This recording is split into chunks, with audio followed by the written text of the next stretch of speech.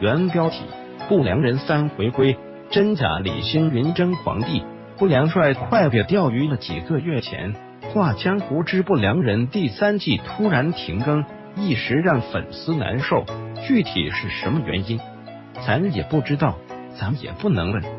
如今有几部国漫完结，一时少了些动漫看，这让大家有些不适应。毕竟每周一次都习惯了，正愁精神粮食少了时，画江湖突然官宣不良人3 6月13日回归，这可高兴坏了一部分朋友，内心的期盼终于有了回应。根据《画江湖之不良人》第3季回归视频预告来判断，不良人3应该做了不少改动，剧情不会再像之前那么慢，人物也做得更加精致。不良人3前半部分结尾，不良帅暂时归隐，假李星云跳海后成功逃脱。虽然这个过程有些狼狈不堪，但假李星云还是成功与晋王李嗣源达成协议，成为他争夺皇位的助力。真假李星云，一个不想做皇帝只想媚人，一个想做皇帝且不宅，手段的努力着。不良帅既然给了假李星云一次机会，就说明他对真李星云已经不是很看好。可以说不良帅对李星云的忠心变了，但他对大唐的忠心并没有变。展开全文，不良帅之前对李唐血脉看得很重，但是现在他明白了，既然李唐江山没有变，那么谁做皇帝又有什么区别呢？这样他也算没有对不起先王的重托。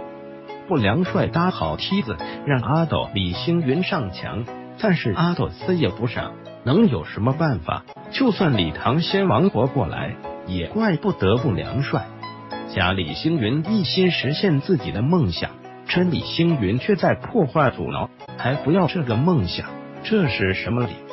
从正面上看，李星云正义凛然，实则他就是破坏他人的梦想。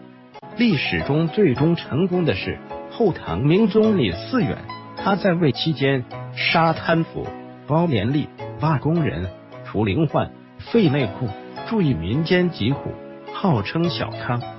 可见最终成功的人不一定是什么名正言顺，也不一定是大善之人，反而是那些最能隐忍又不择手段之人。在这混乱的年代，没有绝对的正义与邪恶，假李星云为自己的梦想而不择手段并没有错，真李星云为避免江山落入坏人手中也没有错。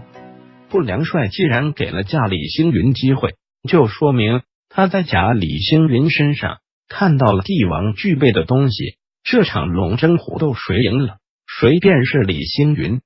吐槽时刻，不良帅，你快别钓鱼了，岛上连个雌性的动物都没有，万一病犯了，不能及时采阴补阳，挂了就尴尬了。不良帅，没看到我正钓鱼吗？返回搜狐查看更多责任编辑。